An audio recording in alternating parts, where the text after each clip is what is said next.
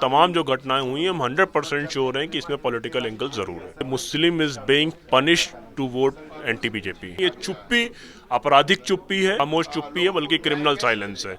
मैंने तकरीबन 85% लोगों से बात करी है जो मॉब लिंचिंग की घटनाओं के विक्टिम्स हैं, यानी कि जो मारे गए हैं। इन तमाम घटनाओं में हमने ये देखा है कि कहीं न कहीं पॉलिटिकल एंगल जरूर होता है।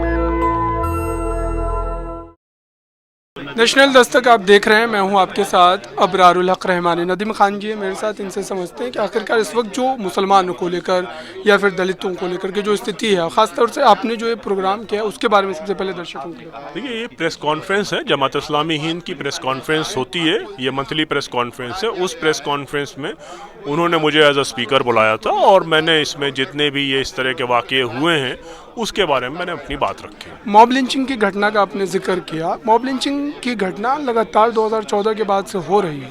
कैसे देंगे आप सरकार को, कैसे या फिर इस तरीके के तंत्र को कैसे रोक पाएंगे? देखिए, मैंने आपसे एक बात कही है कि ये तमाम घटनाएं जो हो रही हैं बीच में अचानक रुक गई थी, फिर अचानक बढ़ने लगी। मैंने तकरीबन 85% लोगों से बात करी है जो मॉब लिंचिंग की घटनाओं के विक्टिम्स हैं, यानी कि जो मारे गए हैं। इन तमाम घटनाओं में हमने ये देखा है कि कहीं न कहीं पॉलिटिकल एंगल ज़रूर होता है, और ये तमाम जो घटनाएं हुई हैं हम 100% श्योर हैं कि इसमें पॉलिटिकल एंगल ज़रूर है। क्या भाजपा जानबूझकर के मुस्लिमों को निशाना बना रही है क्योंकि विपक्ष को मजबूत किया है? देखिए, ये बात मैंने ओपनिंग रिमार्क में कही थी कि ये Muslim is being punished to vote anti BJP. तो मुसलमानों को लग रहा है कि मुसलमानों को भाजपा के खिलाफ वोट देने के लिए पनिशमेंट दिया। लेकिन नदीम जी, सवाल ये है कि विपक्ष का जहाँ जहाँ सरकार जिन जिन राज्यों में, वहाँ भी ये घटना, आपने खुद इस बात मैंने कहा ना। देखिए, लेकिन करने वाले कौन हैं? दो चीज़ें हैं, who is a perpetrator and who is in the administration. तो दो ये घटनाएं पूरे देश में हुई। हमला करने वाले एक ही तरह के लोग थे, और कुछ जगह वो जो हमला करने वाले थे वही रूल करने वाले लोग थे, और कुछ जगह रूल करने वाले दूसरे लोग थे। लेकिन जो रूल करने वाले दूसरे लोग थे उनसे अपेक्षा ये थी कि वो कुछ कार्रवाई करेंगे, वो कुछ बात करेंगे। उन्होंने ना कोई कार्रवाई करी और ना कोई बात करी। इसीलिए हम बार बार कह रहे हैं ये चुप्पी आपराधिक चुप्पी है, और उनका ये जो पूरा रोल है वो बहुत निराशाजनक है। राजनीतिक तौर पर पॉलिटिकली जो है एक मजबूती के लिए अगर कहें तो मुस्लिम समाज को किस ओर देखना चाहिए? देखिए, मुस्लिम समाज को किसी और नहीं देखना चाहिए, मुस्लिम समाज को अपनी ओर देखना चाहिए। और जाहिर सी बात है, मैंने ये बात आपसे कही कि आप 2014 से 2024 को जब देखेंगे, जो इस समय जो तमाम हेट क्राइम डिस्कोर्स में क्यों हैं, इसलिए डिस्कोर्स में कि मुसलमान इसके बारे में बात कर रहा है, मुस्लिम पत्रकार इसका डेटा कलेक्ट कर रहे हैं, हमारे जैसे मुस्लिम एक्टिविस्ट इस पे बात कर रहे हैं, हमारे जैसे मुस्लिम एक्टिविस्ट इस पे रिपोर्ट छाप रहे हैं, आप जैसे मुस्लिम जर्नलिस्ट इंटरव्यू ले रहे हैं, और इसी तरीके से पूरी चीज़ें हैं। तो धीरे धीरे हमारा इकोसिस्टम बिल्ड हो रहा है। विद इन कम्युनिटी स्ट्रगल करने की ज़रूरत है। और अगर कहें कि किस ओर देखना चाहिए, तो जिस ओर देखते हैं उस ओर खामोश चुप्पी है, बल्कि क्रिमिनल साइलेंस है, जिसको आपराधिक चुप्पी कहा जाता है। तो हमें खुद कम्युनिटी को आगे बढ़कर अपने आप को मजबूत करना चाहिए, और इसका प्रोसेस चल रहा है। पर नदीम जी, एक सवाल ये भी है कि पॉलिटिकली मुस्लिमों का समर्थन विपक्ष को है।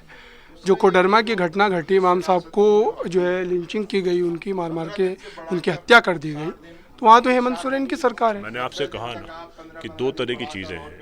एक घटनाएं वहाँ हुई हैं जहाँ पर सरकारें विपक्ष की हैं, और एक घटनाएं वहाँ पर हुई या बीजेपी की। वहाँ पर दोनों करने वाले एक जगह दोनों लोग एक ही हैं, और एक जगह रूल करने वाले दूसरे लोग हैं। तो सवाल उनकी जो चुप्पी है उस पर दोनों चीज़ें हैं।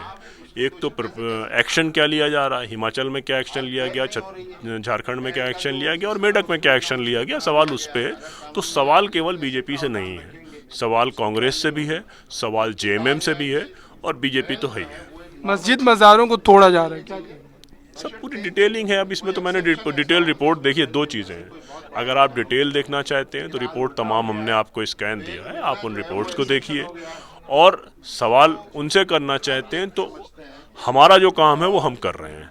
इस लोकतंत्र में हम क्या कर सकते हैं? बात कर सकते हैं, चर्चा कर सकते हैं, रिपोर्ट ला सकते हैं, प्रेस कॉन्फ्रेंस कर सकते हैं, दबाव बना सकते हैं, वो कर रहे हैं। अब बोलना उनको है, तो आप लोग को चाहिए कि आप लोग विपक्ष के नेताओं से जो मुसलमानों के वोट से जीत के आए उनसे सवाल करें। शुक्रिया। बिल्कुल। तो ये नदीम जी थे हमारे साथ, अपनी तमाम बातों को रख रहे थे। चूँकि घटनाएं लगातार बढ़ रही है, चाहे मॉब लिंचिंग की हो, मस्जिदों को तोड़ा जाना हो, मज़ारों को निशाना बनाया जाना हो, और इस घटना को लेकर के अब सवाल ये है कि जिन विपक्षी दलों के साथ मुस्लिम समाज खड़ा होता है, क्या वो तमाम दल भी कहीं ना कहीं पीछा छुड़ाना चाह रहे हैं और इस तरीके के मुद्दों पर अब वो खुलकर नहीं बोलना चाहते हैं। और ये चीज़ लगातार आप देख रहे हैं, अलग अलग जगहों पर ये घटनाएं मॉब लिंचिंग की घट रही है, अलग अलग प्रदेशों में। और उसके बावजूद भी आवाज़ जो प्रमुखता से उठनी चाहिए वो आवाज़ आपको देखने को नहीं मिल रही। आपकी राय क्या है, कमेंट बॉक्स में ज़रूर बताएं। जुड़े रहें नेशनल दस्तक के साथ। कैमरामैन आशीष के साथ मैं अबरारुल हक रहमान। नेशनल दस्तक की आपसे गुजारिश है कि अगर इसको बचाना चाहते हैं तो नेशनल दस्तक को सब्सक्राइब करने के लिए रेड कलर के सब्सक्राइब बटन को दबाएं, फिर बेल आइकन की घंटी दबाएं। नेशनल दस्तक को बचाने के लिए बहुत जरूरी है कि हर खबर को शेयर करें, लाइक करें, कमेंट जरूर करें।